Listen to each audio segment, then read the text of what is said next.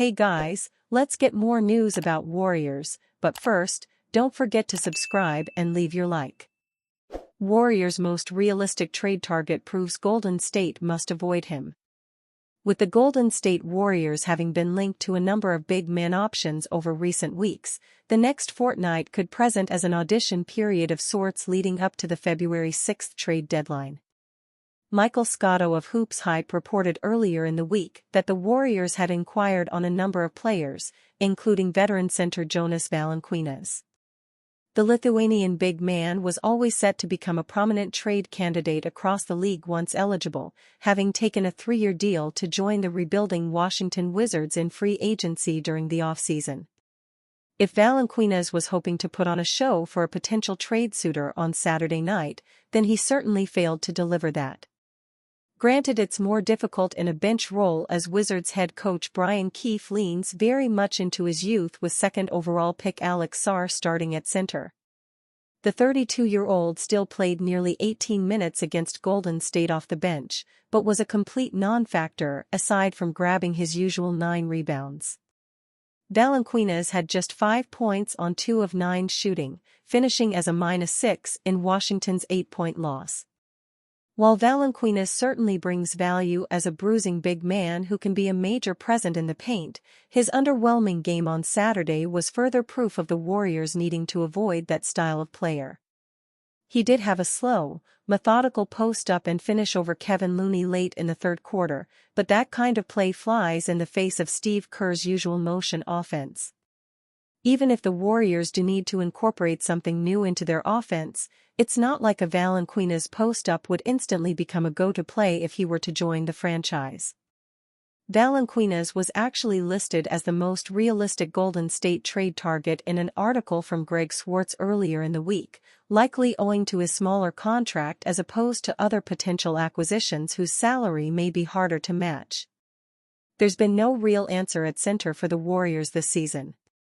Getting a big body like Valanciunas who's shown some outside shooting ability in the past adds a different dynamic to the team and gives Golden State a center with 58 games of playoff experience as well, Swartz wrote. While Valanciunas would bring more offense than Tracy Jackson-Davis and Looney, the idea of him as a stretch 5 has dissipated this season. He's now taking 1 3-pointer essentially every 36 minutes on the court, and is shooting just 21.7% on such attempts. It's not like he was a high-volume perimeter threat anyway, with his career-high attempts sitting at 2.1 per game in 2021-22. It's the shooting ability the Warriors should be targeting in the form of Nikola Vucevic, John Collins, or Kelly Olynyk as trade targets, each of who can be legitimate pick-and-pop threats. Valanciunas doesn't fill that void, and is therefore an option Golden State must avoid prior to the deadline. Proud Democrat Steve Kerr suffers humiliating NBA loss after ignoring Donald Trump's inauguration. Warriors coach Steve Kerr opted to prepare for his team's NBA game against the Celtics, rather than watch President Trump's inauguration. But it didn't help Golden State, which suffered its worst home defeat in 4 decades at the hands of Boston on Monday night. Kerr has long been an outspoken critic of Trump, and he delivered a brutal speech in support of Kamala Harris at the 2024 Democratic National Convention. On Monday, however, Kerr kept his focus on Boston rather than Washington, where Trump was sworn in for a second term. But that extra preparation could not prevent the Warriors from falling to a humiliating 125-85 loss to the Celtics on Martin Luther King Jr. Day. Duration time Golden State had not lost by 40 points at home since January 15, 1985.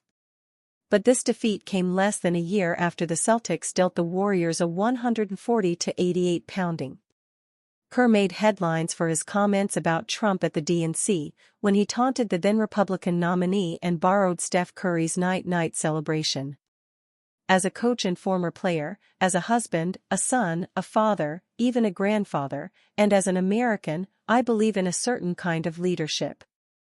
I believe leaders must display dignity. I believe that leaders must tell the truth, Kerr told the crowd. Shouldn't you want those same qualities in your president? He continued. When you think about it that way, this is no contest. Kerr then put his hands to his head and vowed that after election night, in the words of the great Steph Curry, we can tell Donald Trump, night. The following night, Kerr sarcastically mocked Trump over his previous claim that the 2020 election was stolen. I want him to do well the next 4 years. I want our country to do well. I'm just thankful that there wasn't any voting fraud this time, Kerr said. Last time, in 2020, all those illegal immigrants who crashed the border, raped and murdered people and then voted 6 times, that was unfortunate. But thankfully this time everything was clean. So, it's great that every election has been really valid except for that last one 4 years ago. On Monday night, Jason Tatum led 6 Boston players in double figures with a game-high 22 points. Kristaps Porzingis chipped in 18 points and Jaylen Brown scored 17 for Boston. The Celtics dropped the season series opener to Golden State for the 4th straight season, before getting even and then some in the rematch. NBA Insider provides injury update for Warriors' Draymond Green. Injuries and trade rumors have become synonymous with the Golden State Warriors during the 2024-25 season. Perhaps the trade rumors will heat up with the latest injury to the fringe playoff team as Golden State continuously slides out of the NBA play-in tournament tier. An NBA Insider provided an injury update for Golden State Warriors' Draymond Green. Before the Warriors' Martin Luther King Jr. Day game versus the Boston Celtics, The Athletic's Anthony Slater reported Green will miss at least the next 4 games due to a mild left calf strain. Green has played 34 out of 42 Warriors games for the 2024-25 season. Given Golden State's upcoming 4 games, specifically the opponent's proximity in the playoff race, its season could depend on the Green-less stretch. After the Celtics destroyed them 125-85, the Warriors fell to a 21-21 record, only 1 loss away from the surging Sacramento Kings. Coincidentally, the Warriors play the Kings next, followed by the Chicago Bulls and Los Angeles Lakers. Without their best defensive player against the reigning NBA champions, the Warriors produced a -40.7 net rating. During the season, the Warriors post a 1.0 net rating when Green plays, with their production dropping significantly when he doesn't suit up with a -6.8 figure. Green has the potential to make the all-defensive team, as indicated by the Warriors' 9th-ranked defensive rating. However, given the Warriors' current descent from the top of the Western Conference to flirting with draft lottery status, Green missing more than the next 4 games could drastically hinder the results of what once began as a feel-good story. And you, fan? What do you think of the situation of Draymond Green? Leave your opinion in the comments.